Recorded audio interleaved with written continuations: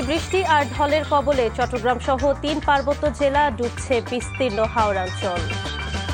প্রেমের ফাঁদে ১ বছরে চীনে পাচার ৪ শতাধিক নারী, রঙিন জীবনের আশা এখন নরক যন্ত্রণা।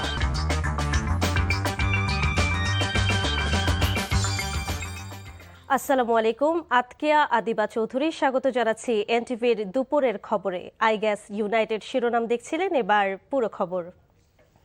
এলাহি জেলায় বন্যার সার্বিক চিত্র জানান এবং সড়ক যোগাযোগের কি হাল?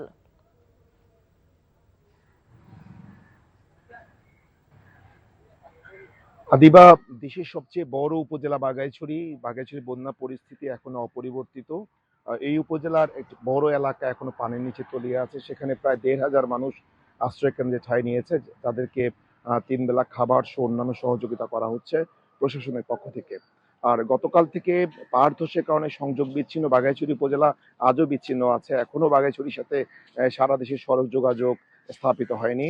তবে সুসংবাদ হচ্ছে বাঘাইছড়ির সাজেকে আটকে পড়া যে পর্যটকরা ছিলেন তাদের ৬০০ জনের মধ্যে ১৫০ জন গতকাল এবং আজকে ৪২১ জন তারা নিরাপদে ফিরে এসছেন সেনাবাহিনীর সহযোগিতায়। আর গত ৫ দিনে টানা বর্ষণের পর আজ দৃশ্যত রাঙামাটির চিত্র কিছুটা ভালো। সকাল থেকে এখন পর্যন্ত ভারী বৃষ্টি হয়নি। আজ ৫ দিন পর আজকেই প্রথম রাঙামাটির মানুষ সূর্যের দেখা পেয়েছে। এখন আবার আকাশ মেঘলা হয়ে আসছে। আমরা জানি না যে আজ এর পরের পরিস্থিতি কি হবে। তবে আশ্রয়কেন্দ্রে মানুষের সংখ্যা কমছে। গতকাল জেলার ৪০টি আশ্রয়কেন্দ্রে ৪,৫০০ মানুষ ছিল, সেটি কমে আজ ৩,৫০০ এসেছে। সামগ্রিকভাবে জেলার চিত্র বলা যায় যে ভয় কেটে গেছে। যদি ভারী বর্ষণ না হয় তাহলে বিপদ নেই। আদিবা, জানছিলাম বন্যার খবর।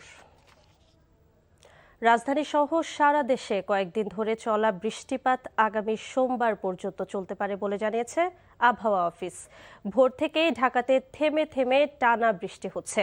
এতে মিরপুর সহ বেশ কয়েকটি এলাকায় পানি জমেছে। সাপ্তাহিক ছুটির দিন হওয়ায় জরুরি প্রয়োজন ছাড়া ঘর থেকে কেউ বের হয়নি। যারাও বের হয়েছে ভোগান্তিতে পড়েছে তারা। খেটে খাওয়া মানুষ পড়েছে চরম বিপাকে। তবে বর্ষা মৌসুমের এই বৃষ্টিপাতকে স্বাভাবিক বলছেন আবহাওয়াবিদ বজলুর রশিদ। চট্টগ্রাম বিভাগে বৃষ্টিপাত কিছুটা কমে আসলেও খুলনাতে বেড়েছে বলে জানান তিনি। বোনের বাসা যাবো, কিন্তু এখন বর্তমানে যে পানি রাস্তায় বৃষ্টি, সকাল থেকে বৃষ্টি, এখন গাড়ি পেতেছি না। খেয়াবে কম আছে ভাইয়া, অটোর কারণে আর পাবলিক বৃষ্টিতে কম বাড়িতে আছে, কামের লাইন খারাপ আছে। অতিরিক্ত বৃষ্টিপাত মানুষের জনজীবনে কিন্তু ভোগান্তি নিয়ে আসতেছে। উত্তর অঞ্চল, উত্তর পশ্চিম অঞ্চল এসব জায়গায় বৃষ্টি একটু বেড়েছে। এর সাথে খুলনা ডিভিশন, রাজশাহী, তারপর ঢাকা ডিভিশন এবং আপনার রংপুর ডিভিশন বৃষ্টি কিছুটা বেড়েছে। 11-12 তারিখ পরে বৃষ্টি অনেকটা কমে যাবে।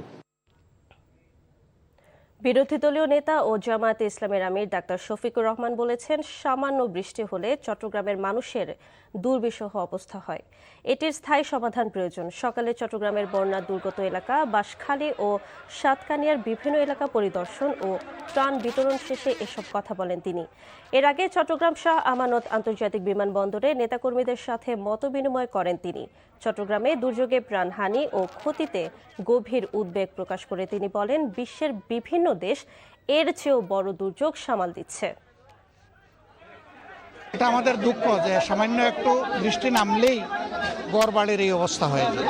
এগুলা কোনো সমাধান না, সমাধানের পথ খুঁজতে হবে কেমনে এগুলা থেকে বাঁচা যায়। দুনিয়ার বহু দেশ আছে এর চাইতে আরো খারাপ অবস্থা ছিল তাদের, কিন্তু এখন তারা এগুলা থেকে উত্তরণ করে চলে আসছে। তো সেই হিসাবে আমরা আশা করছি যে আমরাও যদি আন্তরিকভাবে সবাই মিলে দেশের জন্য কাজ করি, সমাধান বের হবে ইনশাল্লাহ। প্রধানমন্ত্রী তারেক রহমান চলমান দুর্যোগে সংশ্লিষ্টদের দৃঢ়ভাবে জনগণের পাশে থাকার নির্দেশ দিয়েছেন বলে জানিয়েছেন প্রধানমন্ত্রীর উপদেষ্টা ডক্টর মাহাদি আমিন।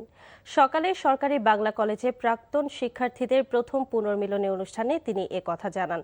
বলেন, বন্যায় ক্ষতিগ্রস্তদের পাশে থাকার জন্য বিএনপির নেতাকর্মীদেরও নির্দেশনা দেওয়া হয়েছে। ক্ষতিগ্রস্তদের প্রশাসন সহ রাষ্ট্রের প্রতিটি অনুষঙ্গ সাহায্য সামগ্রী পৌঁছে দিচ্ছে বলেও জানান প্রধানমন্ত্রীর উপদেষ্টা। এ সময় মানবিক মূল্যবোধের ভিত্তিতে সবাই একসাথে দেশ গড়তে নির্বাচিত সরকারকে সহযোগিতার আহ্বান জানান মাহাদি আমিন। বলেন, জনগণের প্রত্যাশা পূরণে সরকার চেষ্টা করছে।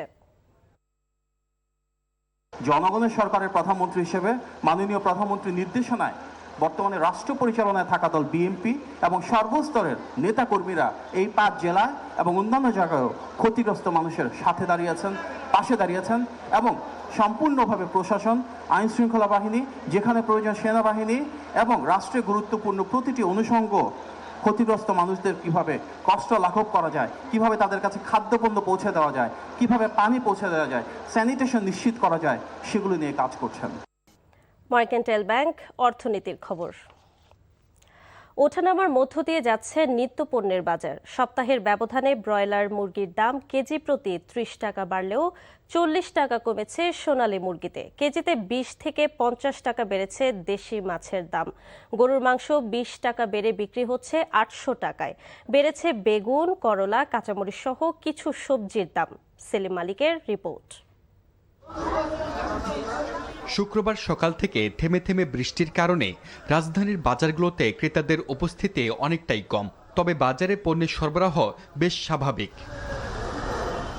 সবজির বাজারে পণ্যের দাম কমার চেয়ে বাড়ার প্রবণতাই বেশি। মরিচের দাম গত সপ্তাহে দাম বাড়তি, এই কেজি ৬০ থেকে ৫০ টাকা বাড়ছে। টমেটো কেজি ৪০ টাকা, গত সপ্তাহে ৩০০ টাকা কেজি ছিল, এখন ২৬০ টাকা ২৫০ টাকা টমেটোর কেজি। আর শসার দাম বেশি, শসা এখন ৮০ টাকা কেজি, গত সপ্তাহে ছিল ৫০ টাকা কেজি। সোনালী ও দেশি মুরগির দাম বেশ খানিকটা কমলেও ব্রয়লারের কেজিতে বেড়েছে ৩০ টাকা। ব্রয়লার গত সপ্তাহের তুলনায় এই সপ্তাহে কেজি প্রতি ৩০ টাকা বাড়ছে। গত সপ্তাহে ১৫০-৬০ টাকা বিক্রি করছে, এখন ১৯০-২০০ টাকা বিক্রি করছে। আর সোনালী মুরগি গত সপ্তাহে বিক্রি করছে ৩৬০, এখন হচ্ছে ৩২০। বৃষ্টিতে সরবরাহ কমার দাবিতে কেজি প্রতি গরুর মাংসের দাম বেড়েছে ২০ টাকা। তবে ১০০ টাকা পর্যন্ত কমেছে খাসির মাংসের। গরু ছিল আপনার ৭৮০ টাকা, এখন ৮০০ চলতেছে, কারণ বৃষ্টির কারণে ২০ টাকা বাড়ছে। বৃষ্টির কারণে গাড়ি ঘোড়া কম, গরুওয়ালারা কম আনে। আর খাসি ছিল ১৩০০ টাকা ঈদের আগে, আর ঈদের পরও ১৩০০ টাকা ছিল, এখন ১২০০ টাকা হয়েছে। এদিকে নদীতে মাছ কম ধরা পড়ছে দাবি করে দেশি মাছের দাম কেজিতে ২০ থেকে ৫০ টাকা বাড়িয়েছে ব্যাপারীরা। তবে কিছুটা কমলেও এখনো ২৫০০ টাকার উপরে বিক্রি হচ্ছে পদ্মার ইলিশ। ইলিশ মাছ যেটা গত সপ্তাহে ৩০০ ছিল, এসব ২৭০০ হচ্ছে, ২৬০০ হচ্ছে। রুই মাছ যেগুলো ৩ কেজি সাইজ, যেগুলো আগে ছিল ৪০০ টাকা, এখন ৪৫০। আর ২ কেজি সাইজের গুলো ছিল ৩৫০, এখন ৪০০ টাকা।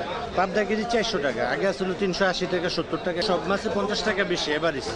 বাজারে পেঁয়াজ, রসুন, আদা, আলু সহ বেশিরভাগ মশলা বিক্রি হচ্ছে গত সপ্তাহের দামেই।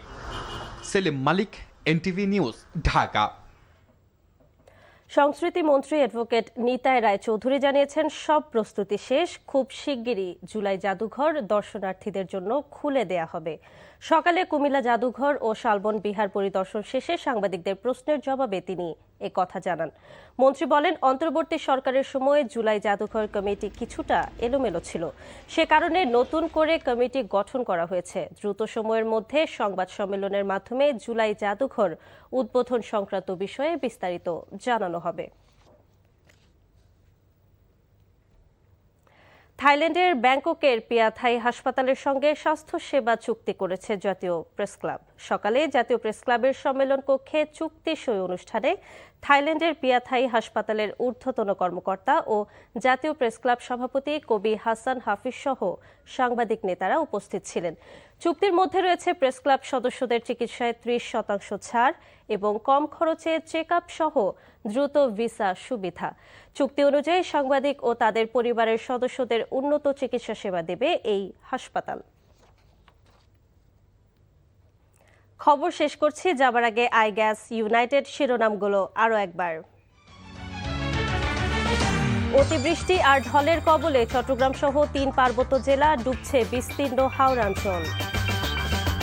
প্রেমের ফাঁদে ১ বছরে চীনে পাচার ৪ শতাধিক নারী, রঙিন জীবনের আশা এখন নরক যন্ত্রণা। এ ছিল দুপুরের খবরে। এই খবরের ভিডিও সহ আপডেট জানতে ভিজিট করুন এনটিভি অনলাইন www.ntvbd.com। এছাড়াও এনটিভির জনপ্রিয় সব অনুষ্ঠান ও খবরের আপডেট জানতে ভিজিট করুন আমাদের ইউটিউব ও ভেরিফাইড ফেসবুক পেজ। ৫টায় দেশের খবর দেখার আমন্ত্রণ রইল। ধন্যবাদ সবাইকে।